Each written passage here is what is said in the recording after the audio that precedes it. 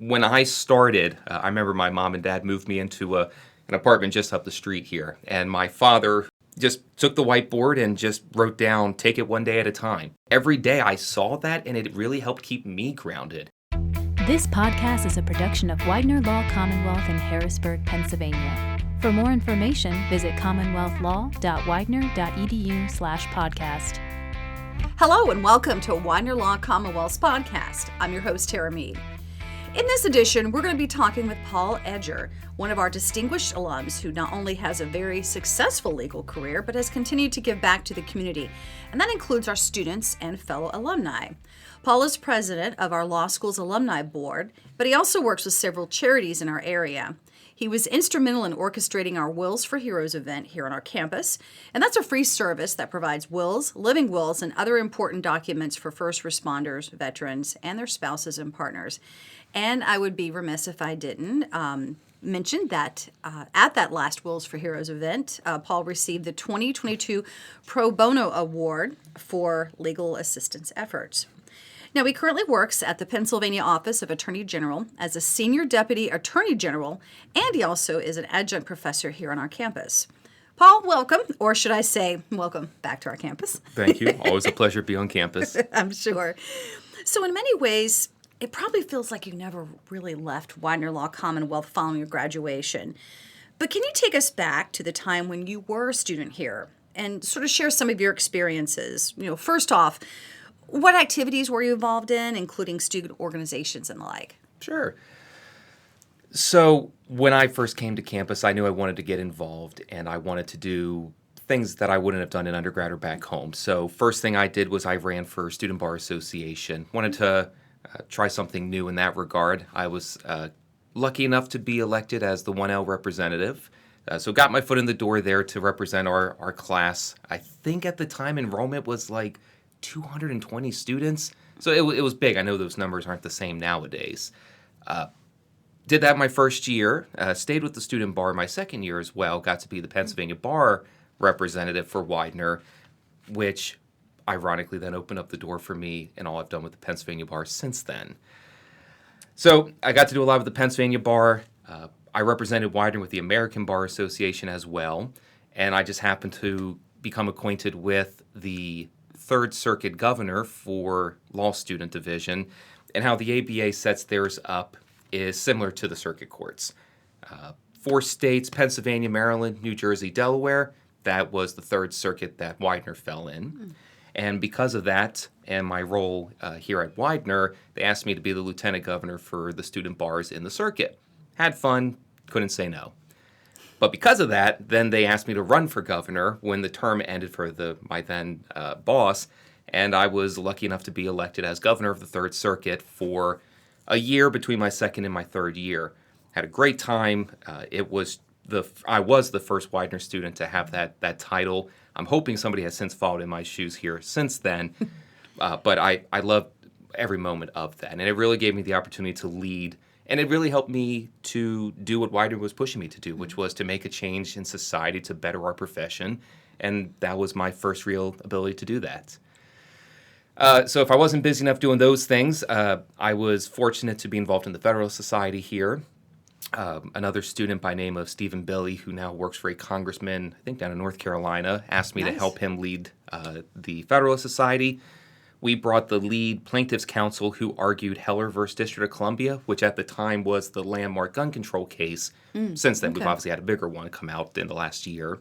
But he came on campus. He argued with Professor Domino. It's a lot of fun to get to then go to dinner with him, see what it's like to argue before the Supreme Court. Wow. So fun experience. Yeah, so kept myself busy on campus. I also had an externship with PennDOT. That was more just for the career side. Wanted to have a foot in the door when I left campus. But like you said, I was on campus constantly, and if I wasn't here, I was keeping myself busy in other ways. Well, certainly busy, that's for sure. So when we're talking about classes and professors, were there any that really stood out to you as being really helpful in helping you to launch your law career? So at the end of the day, every professor was helpful. Let's be honest. I have more stories that I remember of good times than I do of the frustrating times, and that's including during finals as well. I can remember John Kapowski teaching civil procedure, and he would always play some rock music in the beginning. And the very first class he had come in, the day before, he had made some joke to then Dean Ammons, who was the dean of Widener Harrisburg at the time. And he came in that first day, very first class of my professional career, and said, I don't know if I have a job today. He thought he was like just waiting for the dean to walk in. But Oh, my. So she came in, and it was more of a watching, but I remember those things. It was the way they taught us, or the memories we formed because of the class, is what then I remembered in my career. I can remember now assault and battery and torts because I missed battery on Chris Robinette's final exam, which was the difference between an A and a B. So now anytime I think of assault, I immediately comes back to your head. Assault and wow. battery now. So, and it's just because of how he had his exam. Professor Dean was my evidence and crim pro professor, and I really used evidence more than any class here, just being a trial lawyer for so long, that I remember him mockingly knocking on the door, mimicking a gun with his hand, just being like, hello, may I have your money? And that's how we taught breaking and entering, and in his very subtle, retired U.S. attorney style. But it was the way they taught us that I could then use those in my career. It helped me remember things so that if I was standing up and arguing a case, or if I was at the appellate courts, I had flashbacks to class. And I could remember how something a professor said that allowed me to then go, wait, I know this one, and I could spit it out real quick. And so that was always very helpful. That's really neat that you have that experience. Like you learned the basics, but like you have those memories, and they can come back at those very opportune times. I was very fortunate in that. And, I like I said, there were a lot better times than there were frustrating times. I mean, final exams were their own thing, obviously. That's true. But, there were no classes that I regretted, no professors that I wish was ever like, I wish I didn't take this class. Everybody had their own style. We made it work, and it's impacted me in my career now. And it sounds like you got something out of each class, Yes. each professor that you interacted with, which is something that I think as a whole our team strives for. Absolutely. In classes I never thought I would ever need to do wills and estates. I took 4 credits with now Dean Hussey.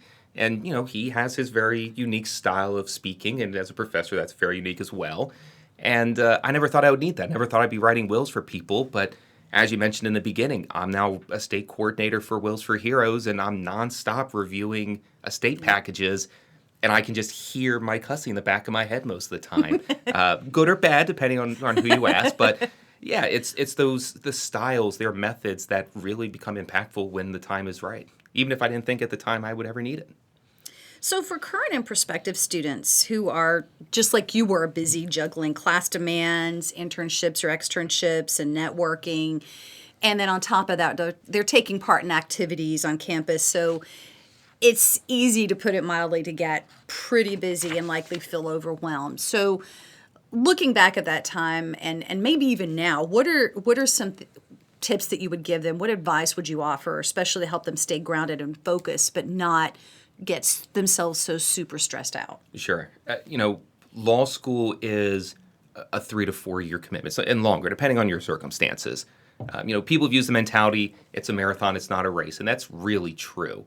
When I started, I remember my mom and dad moved me into an apartment just up the street here, and my father just took the whiteboard and just wrote down, take it one day at a time, out of the blue. He's never really been a sentimental or philosophical guy by any means, but just take it one day at a time. I'm like, okay, great, Dad. And I put the whiteboard up, and it just sat there. But every day I saw that, and it really helped keep me grounded. This is the assignment for this class, for this day, for this week. And if you break it down into smaller increments, it's not as scary. You look at the semester at a time, I have 18 credit hours. I've got, 500 pages to read today. That may seem scary, but it's okay. Civ Pro, I've got 40 pages. This case is 15. If you break it down and take it one thing at a time, I think it's more doable, and it's less scary at that point. Same thing with the law. I mean, the law can be scary. There's so much pressure that's put on attorneys. There's so much pressure that are asked of us, whether it's commitments, time, responsibilities, or clients asking us to put their lives on us and say, fix it, essentially. Taking it one day at a time, just this is the next step I need to accomplish, it makes it more reasonable. It makes it a lot easier to deal with at that point. So for law school, I would just say, think of it in just one-step increments. Don't look at it a semester at a time. Don't look at 3 years and then 2 more months of, I got to take the bar exam. Especially during the bar, I always say take it one day at a time. There's no way, if you look at the bar in a big picture, you're not going to freak out. And that's just, no matter you're number 1 in your class or you're number... Whatever. Number whatever. You need to, not look at it as one big thing. At least that's what works for me. Again, maybe it's not for everybody. I'd also say, don't be afraid to say no. That's something I failed at very early on in my career. Whether it was being asked to lead something, whether it was being asked to take part in something. And I'm a person, if I get involved in something, I'm not doing it just to do it. I want to invest into it. So if it's a shelter I'm chairing now, I'm the chairman of the board of a homeless shelter in Carlisle. And, I wasn't Safe Harbor, right? Safe Harbor. Yeah. So Okay. if I just sat there and I did I just went to the meetings, I wouldn't be really committing myself at that point. So if you're going to do something on campus, make sure it's what you want to do. Don't just say, yes, I'm doing because you want to plaster your resume. That's good, don't get me wrong, but commit yourself to something. If you're going to do it, give it your whole effort. And I think that's going to help you then become more interesting to a prospective employer that, hey, I did 3 things compared to the other person did 15, but 15 they didn't really do much, but in these 3 I can give you accolades. I can give you leadership opportunities that I had. And I think that makes you then more hireable as a student. But again, one day at a time, say no if you, once in a while when it's appropriate. I think that's going to help you keep grounded, and it's going to help you really further your career, comfortably without worrying about a burnout or worrying about needing to take a break or something like that. And keeping those healthy boundaries, it sounds like, too. We don't take care of ourselves as attorneys. I mean, let's be honest. Attorneys need to take care of themselves because of the pressure of the job and the pressure of the clients that we serve. But, find things that you like to do. Find things you want to do outside of work. Put boundaries up. Don't answer your phone at 11 p.m. unless the job really calls for that. But, for me, 5 p.m. work is there if I need to come back to it, but that's my time with my kids and my family. If I didn't have that, I don't know where I'd be. And I know as part of your activities, you've been very active with the Alumni Association here at the law school. And part of that has been working with alumni and our current students in several ways. Can you talk a little bit about what the Alumni Association does and also how it helps to foster those relationships, not just with fellow alums, but also students that are currently taking classes here? Sure. So we started the Alumni Association back in 2015. Bunch of prior alumni, we didn't really have that connection. People that have gone to undergrads, Penn State, Maryland, Pittsburgh, the big schools, they have those big alumni groups. Widener didn't have that. So in 2015, we formed the Alumni Association, had about 25 members at the time, with the goal to help alumni know what's going on campus, give them opportunities to serve or to volunteer, and then for the students to really kind of help bridge the gap between law school and real careers out there. So there's about, I want to say there are 22 members on my board. I've been fortunate to serve the last 2 years as the president. Linda Ramby, who's one of the earlier classes, she'll be following in my footsteps come July 1st. She'll take over as president.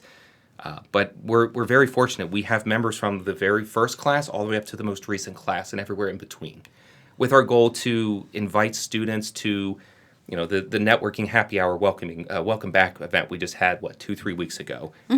Huge success. First one we had since we threw the first one pre-COVID. It was just great to see alumni who I haven't seen some people in over 10 years since I graduated.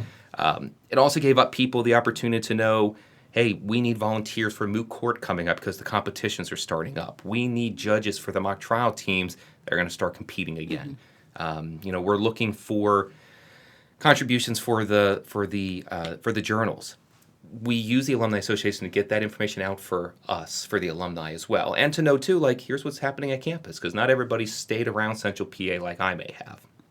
For our students, it's really to give them a window that they can use if they're looking for their career, right? So we want to make it that if they need a mentor, if they are looking for a prospective employer, if they just want to talk to somebody, say, what do I do in this circumstance? We want the Alumni Association to be that for them so that they can reach out to any of us and say, what do I do? Right. And we can kind of get that aspect because we've all had very different upbringings. We've all had very different legal careers. And our hope is that somebody's going to give them the answer that's best situated for them. So, for students, we hope that they come to our events. We try to make ourselves known at any of the big events, the Dean's Picnic, the Welcome Back, which I know we're going to be doing that again. We'll partner up anytime we bring like Wheels for Heroes on campus. Right. Any main CLEs, we try to make sure we have the Alumni Association there. But, thanks to the support of Dean Hussey and the leadership of Widener, we've really been able to thrive and continue to build. But we're always looking for new members, anybody who has ideas, what they want to see on campus, what they want to see the alumni do, or how they want us to get engaged. We're always looking forward to hearing that. So anybody who's interested, contact Widener, contact myself. They can find my contact information, various places. Including on our website, which we will share. I expected that.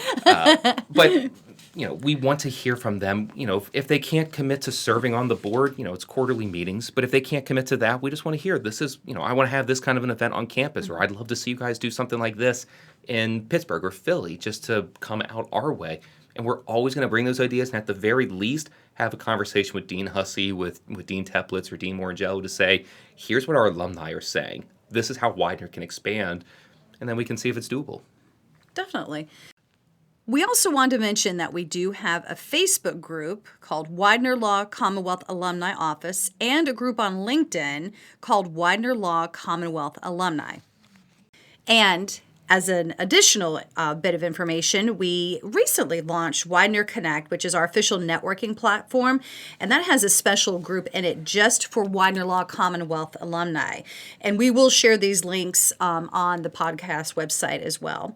So be sure to check out our alumni section on our website at commonwealthlaw.widener.edu and click the alumni tab on the top of the homepage. Paul, we've covered a lot in a short period of time. Was there anything additional that you wanted to add?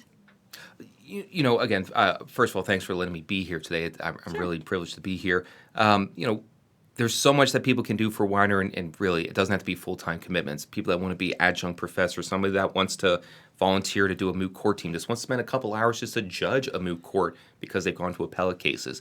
There's so much that can be done, and so any commitment somebody can give is always a huge appreciation to the students, especially, but the alumni as well. And so I would encourage anybody listening that is interested in getting involved, reach out. I mean, there's so much that can be done to whatever level or interest you have. I can promise you we have something out there for you. Perfect. Well, Paul, thank you so much for your time with us today. Thank you. Thank you to our listeners for tuning in. And until next time, take care and stay connected. Widener University Commonwealth Law School is the Pennsylvania capital's only law school, with 3 specialized centers of legal scholarship through its Law and Government Institute, Environmental Law and Sustainability Center, and Business Advising Program.